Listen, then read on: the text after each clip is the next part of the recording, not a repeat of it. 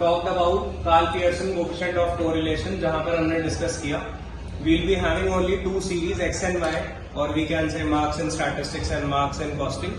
But यहाँ पर आपके पास horizontally, vertically values both ways available होती है. That is why it is termed as bivariate table. अब हमारे पास इस पर्टिकुलर क्वेश्चन में दो चीजें गिवन है, एक मंथली सैलरी और एक एज इन ईयर्स. ठीक है, तो हाउ वी सॉल्व इट, ये कुछ वैल्यूज हैं जो कि फ्रीक्वेंसी की टर्म्स में आपको बीच में दी गई है. सबसे पहले हमें क्या करना है, जब भी हमारे पास कॉन्टिन्यूअस सीरीज का क्वेश्चन होता है, if we need to multiply it, we need to find out the mid values first. ठीक है, तो 600 to 700 का अगर हम मिड वैल्यू निकालना चाहते हैं, that is 600 plus 700 divide by 2, that comes out to be 650. Then we have is 750, 850 and 950. On the similar grounds, अगर मैं यहाँ पर एज का मिड पॉइंट लेना चाहता हूँ, तो 20 plus 30 divided by 2 is 25, 30 plus 40 divided by 2 is 35, 45 and 55. ये हमारे पास वैल्यूज अवेलेबल है. ठीक है, अब हम इसको थोड़ा सा इजी करने के लिए, इसकी कैलकुलेशंस को और इजी बनाने के लिए स्टेप डेविएशन मेथड का यूज करते हैं, अज्यूम मीन मेथड का यूज करते हैं. ठीक है, तो हम इसमें से कोई भी एक वैल्यू, जैसे कि मैंने कहा 650 से लेकर और 950 के बीच तक कोई भी एक नंबर को आप क्या कर सकते हो, अज्यूम मीन लेट कर सकते हो. जब हम अज्यूम मीन की बात करते हैं तो हमारी वैल्यू, जब हम x माइनस ए करते हैं तो वैल्यू क्या आती है, स्मॉल d. और क्योंकि हमने एक एज x लेट किया और एक y लेट किया है, तो एक बार dx आएगा, जैसा कि मैंने यहाँ डिनोट किया है dx. ठीक है, और एक बार जब मैं y माइनस ए करूंगा तो मेरे पास क्या आएगा, dy, जो कि मैंने यहाँ पर डिनोट किया. ठीक है, सो फॉर एग्जाम्पल हम यहाँ पर dx निकालने के लिए 850 को एज ए लेट कर लेते हैं. ठीक है, आपके कुछ भी ले सकते हैं, x चाहे 750 को ले लीजिए या 850 को ले लीजिए. ठीक है, चलो 750 को ए लेट कर लेते हैं टू फॉर इजियर कैलकुलेशंस. उसके लिए हमने क्या किया, 650 माइनस 750. ठीक है, वैल्यू कितनी आती है, minus 100. Then we have 750 minus 750, 0.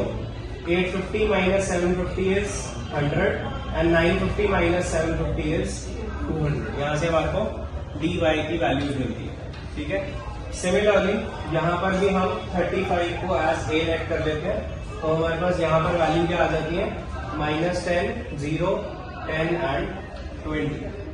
दोनों ही चीजों में देखो कुछ कॉमन फैक्टर दिखाई दे रहा है. यहाँ पर इस पूरे dx को हम क्या कर सकते हैं, डिवाइड कर सकते हैं विद 10 एंड dy को डिवाइड कर सकते हैं by 100 to get more simpler values.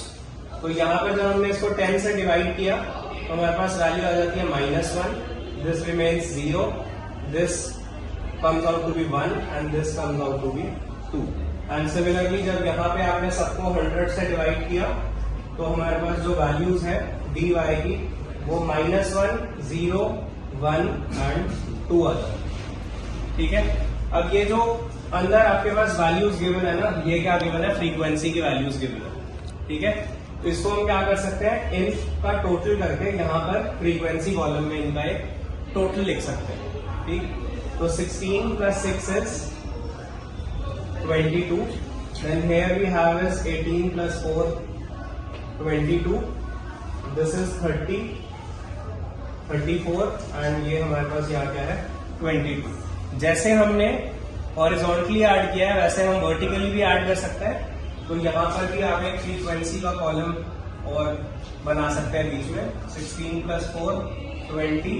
This is also 20. Here we have is 28 and 4, 32 and this is 28. अब हमें क्या करना है, ये वाली जो वैल्यू है dy की वैल्यू है dy की वैल्यू, इसको क्या करना है, फ्रीक्वेंसी से मल्टीप्लाई करना है. देखो कॉलम क्या है, f into dy. तो -1 multiplied by 20 is -20. Then we have a 0. Then we have a 32 and 28 multiplied by 2 is 56. एक एक करके कॉलम फिल करते जाते हैं, पहले ऐसे फिल करते हैं, फिर उसके बाद हॉरिजॉन्टली फिल करेंगे. देन इज f dy का स्क्वायर. f इंटू dy का स्क्वायर का मतलब क्या है, f dy multiplied by dy. It is the square of dy, पूरा f इंटू dy का होल स्क्वायर नहीं है, ठीक है। तो हमें क्या करना है, dy का स्क्वायर करने के लिए अगर इस नंबर को मैं एक बार और dy से मल्टीप्लाई कर दूं तो dy का स्क्वायर हो जाएगा। तो -20 को अगर मैं इससे मल्टीप्लाई करूंगा तो वैल्यू किसमें कन्वर्ट हो जाएगी, +20 में। Then we have 0, then 32 and this comes out to be 112, ठीक है। ये फिल हो गई वैल्यूज। अब हम इस तरीके से dx की वैल्यूज भी फाइंड आउट कर लेते हैं। This comes out to be -22, 0, 34 and 44. Multiplying these values again by the dx column, this is positive 0, 34 and 88. एक एक कॉलम दोनों साइड बचता है हमारे पास x, y, ठीक है, f into D X into D Y. चलिए यहाँ पर देखिए, अब इसके बाद नेक्स्ट स्टेप क्या है, हमें ना इस तरीके से विंडोज प्लॉट करनी है यहाँ पर फ्रीक्वेंसी कॉलम्स में।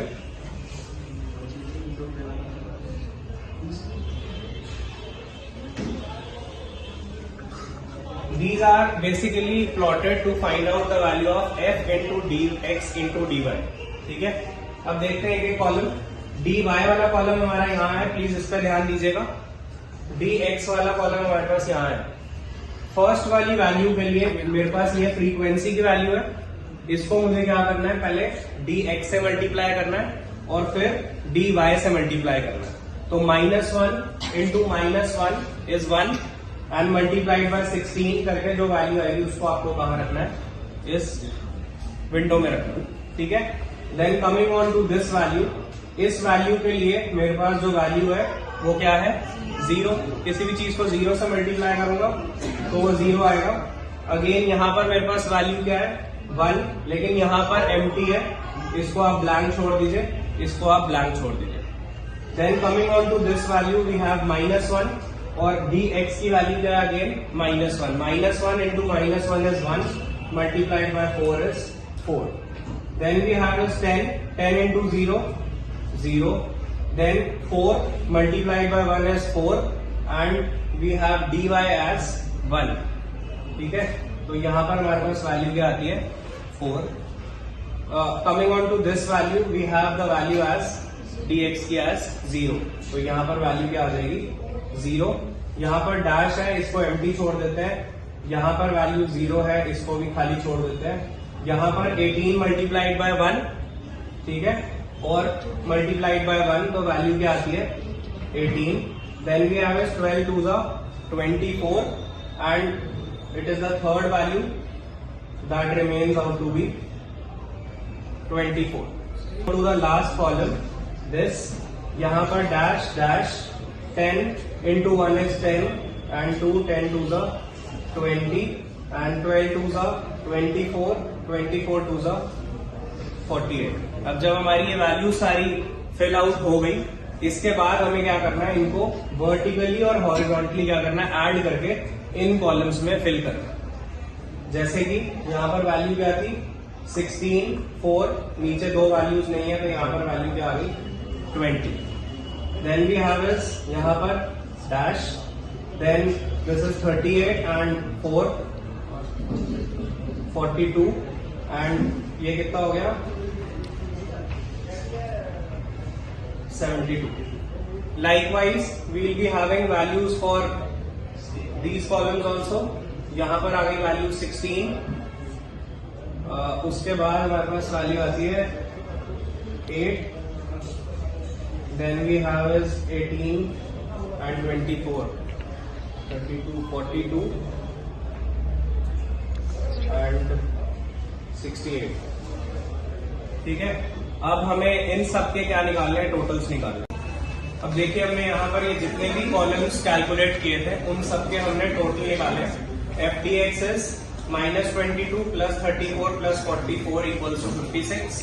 लाइकवाइज ये टोटल निकाल लिया, इसी तरीके से ये टोटल निकाल लिया। सिमिलरली जो dy निकाला था हमने, fdy का टोटल हमने यहाँ लिखा, fdy का स्क्वायर का टोटल हमने यहाँ लिखा एंड fdx dy का टोटल हमने यहाँ लिखा। आप जब ये कैलकुलेशंस कर रहे हैं तो आप वेरीफाई कैसे कर सकते हैं कि आपका जो कैलकुलेशंस है वो सेम है?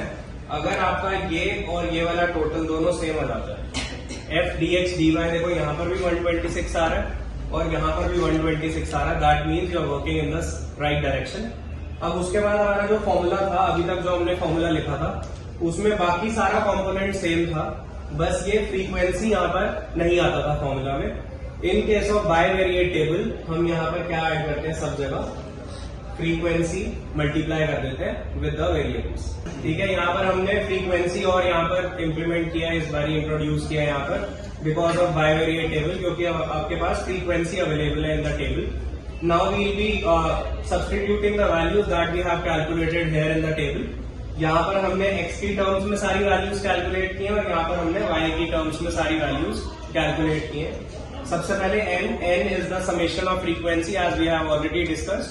ठीक है, तो यहाँ पर हमने रखा 100, f into D x D y की वैल्यू है 126, then f into D x का टोटल है 56 and f into D y का टोटल है 68, whole divided by n again comes out to be 100 and dx का square is 144 minus dx is 56 का square, then again under root 100 multiplied by 164 and minus 68 का whole square. इसको आप solve करेंगे सारी values को कैलकुलेट करने के बाद आपकी जो r की वैल्यू आती है that is 0.76 and this lies between -1 to +1, therefore the value is correct. ठीक है, तो this is how we calculate Karl Pearson coefficient of correlation in case of bivariate table.